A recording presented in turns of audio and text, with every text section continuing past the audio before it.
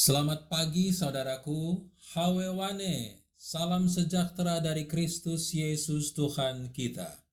Mengawali kegiatan kita hari ini, Kamis 29 September 2022, bersama Allah di waktu fajar.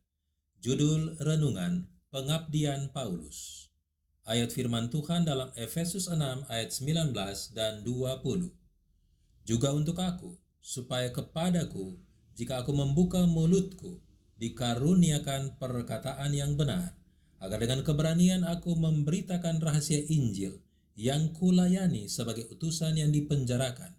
Berdoalah supaya dengan keberanian aku menyatakannya sebagaimana seharusnya aku berbicara. Mari kita dengar ulasannya. Begitulah kepada Rasul Paulus yang sedang berdoa di bait suci di Yerusalem. Datang pekabaran, pergilah, sebab aku akan mengutus engkau jauh dari sini kepada bangsa-bangsa lain. Jadi mereka yang dipanggil untuk bersatu dengan Kristus harus meninggalkan semuanya supaya dapat mengikuti Dia. Hubungan lama harus diputuskan, rencana hidup ditinggalkan, harapan duniawi ditinggalkan.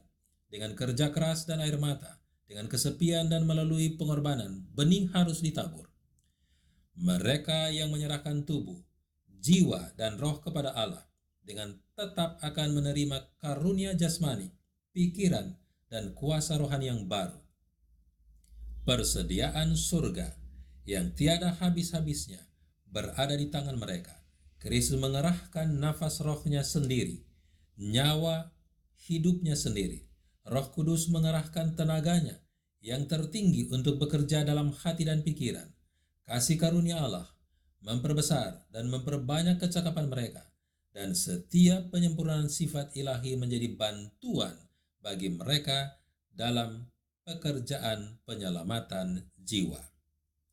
Melalui kerjasama dengan Kristus, mereka dijadikan lengkap dalam Dia, dan dalam kelemahan manusia mereka disanggupkan untuk melakukan pekerjaan yang maha kuasa.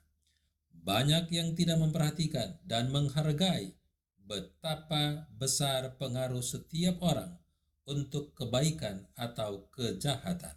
Setiap pekerjaan harus memahami bahwa setiap prinsip yang ia terapkan akan menjadi suatu pengaruh yang hidup dan membentuk tingkah laku. Orang yang menerima Kristus sebagai juru selamat pribadinya akan mengasihi Yesus dan semua orang yang ditebusnya, karena di dalam Dia Kristus akan menjadi mata air yang mengalir untuk hidup yang kekal. Ia akan menyerahkan dirinya tanpa pamrih pada aturan Kristus. Inti renungan: menjadi ciptaan yang baru, masuk dalam suasana hati yang baru, sebab bergeser dari yang lama kepada yang baru, bergeser dari dunia dan masuk ke dalam keluarga Allah. Kristus patut semakin besar dalam hidup kita, supaya Ia yang nampak dalam kita dan bukan diri kita. Dengan demikian kita berjalan di jalannya dan melakukan pekerjaannya. Air hidup yang mengalir dari takhta Allah menyanggupkan kita menghidupkan kehidupannya. Hidup kita bukan lagi kita, tapi Kristus Yesus di dalam kita. Mari kita berdoa. Bapa, kami bersyukur kepadamu karena kejadianmu dahsyat dan ajaib.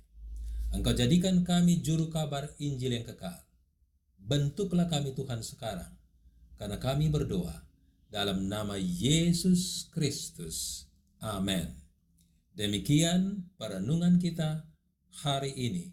Tuhan Yesus memberkati. Shalom.